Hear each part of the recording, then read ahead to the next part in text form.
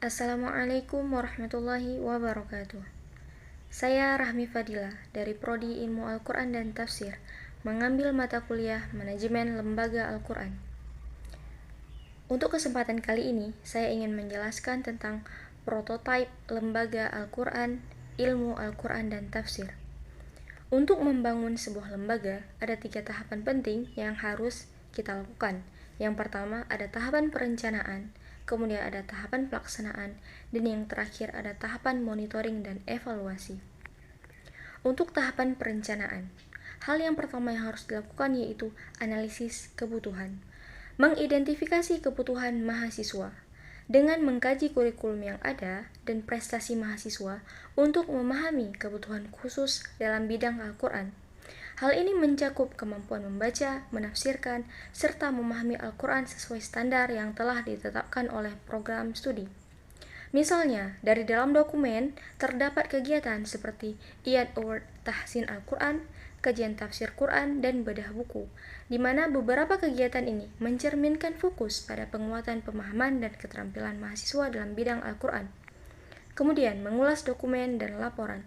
Memeriksa dokumen organisasi seperti laporan kegiatan dan rencana strategis untuk menentukan area yang memerlukan perhatian khusus atau pengembangan yang lebih lanjut. Ada beberapa dokumen yang bisa dianalisis, termasuk melihat dokumen seperti program kerja HMP dan laporan kegiatan HMP. Kemudian analisis SWOT, melakukan analisis kekuatan, kelemahan, peluang, dan ancaman untuk merencanakan strategi yang tepat dalam pengembangan kompetensi Al-Quran. Kekuatannya bisa mencakup dukungan institusi dan semangat mahasiswa, sedangkan kelemahan mungkin bisa terkait dengan keterbatasan sumber daya. Peluang bisa berupa kerjasama eksternal, dan ancaman mungkin berupa persaingan dari program atau lembaga lain. Kemudian hal kedua yang harus dilakukan yaitu penentuan tujuan. Ada SMART goal, menyusun tujuan yang spesifik, terukur, dapat dicapai, relevan, dan berbatas waktu, untuk memastikan setiap inisiatif memiliki arah yang jelas dan dapat dievaluasi. Tujuan mungkin termasuk meningkatkan jumlah mahasiswa yang terlibat dalam program tahsin atau menargetkan peningkatan prestasi dalam lomba-lomba Al-Quran. Kemudian, fokus pada pengembangan kompetensi dan penggalangan dana. Diharuskan untuk menentukan prioritas pada pengembangan keterampilan mahasiswa dalam bidang Al-Quran, serta mencari sumber pendanaan untuk mendukung kegiatan tersebut. Langkah selanjutnya yaitu strategi pengembangan. Ada salah satunya program pembelajaran online, merancang dan meluncurkan modul pembelajaran online untuk meningkatkan akses dan fleksibilitas belajar bagi mahasiswa dalam mempelajari Al-Quran. Hal ini sejalan dengan kebutuhan modern kita saat ini akan pembelajaran yang lebih fleksibel dan terjangkau. Kemudian ada proposal pendanaan dan sponsorship. Mengembangkan proposal yang solid dan menarik untuk mendapatkan dana dari pihak ketiga. Hal ini bisa melibatkan detail rinci tentang program dan potensi dampak pada pengembangan mahasiswa. Kemudian ada kerjasama dengan institusi lain.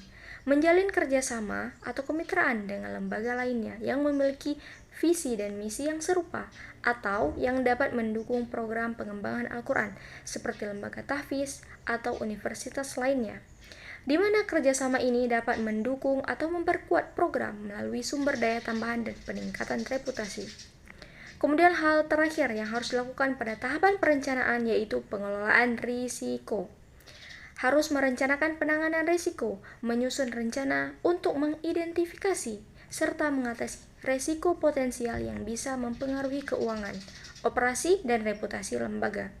Hal ini termasuk menyiapkan strategi mitigasi dan rencana darurat untuk berbagai skenario yang mungkin terjadi.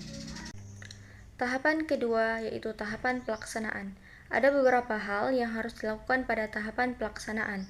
Yang pertama, implementasi program, yaitu meluncurkan program pembelajaran online dengan menyediakan modul-modul pembelajaran yang telah disusun dengan baik untuk memastikan kualitas pendidikan dan aksesibilitas bagi semua mahasiswa. Modul ini diharuskan untuk mencakup berbagai aspek pembelajaran Al-Quran, baik dari tahsin hingga tafsir. Kemudian kegiatan pengembangan skill, menyelenggarakan kegiatan yang mendukung pengembangan keterampilan mahasiswa dalam berbagai bidang Al-Quran, seperti workshop, seminar, ataupun kompetisi. Hal ini akan membantu mahasiswa untuk terus mengasah kemampuan mereka secara praktis dan terstruktur. Kemudian ada penggalangan dana. Kampanye promosi, meningkatkan visibilitas dan pengenalan lembaga melalui kampanye promosi yang efektif untuk menarik perhatian donatur dan sponsor potensial. Promosi ini bisa dilakukan melalui media sosial, publikasi cetak, ataupun acara-acara lainnya. Kemudian ada proposal pendanaan, mengajukan proposal pendanaan yang meyakinkan kepada pihak ketiga untuk mendukung kegiatan dan program lembaga. Hal ini mencakup detail kebutuhan dana, tujuan penggunaan, dan potensi manfaat yang akan diperoleh sponsor ataupun donatur. Selanjutnya ada kerjasama dan kolaborasi. Bekerja sama dengan lembaga lain untuk memperkuat program dan kegiatan yang ada, seperti dengan universitas atau lembaga tahfiz lainnya. Kolaborasi ini dapat memberikan manfaat timbal balik dan meningkatkan kualitas program.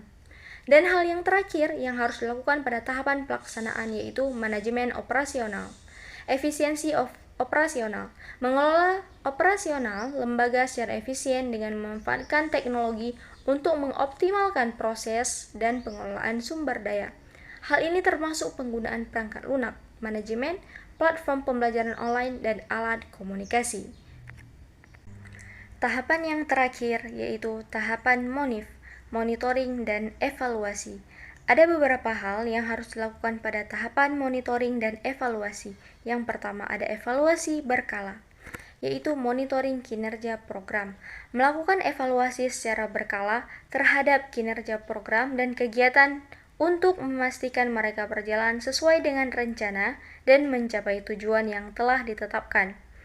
Feedback dari mahasiswa dan pemangku kepentingan digunakan untuk terus meningkatkan program. Kemudian ada transparansi dan akuntabilitas. Adanya laporan secara berkala, menyusun laporan kinerja dan penggunaan dana secara berkala untuk memberikan gambaran yang jelas tentang kemajuan dan efisiensi program. Laporan ini harus tersedia bagi semua pemangku kepentingan untuk menjamin transparansi dan akuntabilitas. Kemudian ada perbaikan berkelanjutan. Identifikasi area untuk perbaikan. Mengidentifikasi area yang memerlukan peningkatan dan penyusunan rencana tindakan untuk memperbaiki berdasarkan hasil evaluasi dan feedback. Hal ini bisa mencakup revisi kurikulum, perbaikan dalam manajemen kegiatan, atau pengembangan kompetensi manajemen. Kemudian ada pelatihan untuk meningkatkan kompetensi. Mengadakan pelatihan bagi staf dan pengelola untuk meningkatkan kompetensi dan manajemen dalam administrasi, guna memastikan operasional lembaga berjalan secara optimal dan efisien. Pelatihan ini bisa mencakup berbagai aspek dari manajemen proyek hingga penggunaan teknologi baru. Berdasarkan penjelasan ketiga poin daripada 3 tahapan di atas, agar dapat dilaksanakan supaya dapat dipahami dan diterapkan untuk mencapai tujuan yang ditetapkan oleh lembaga.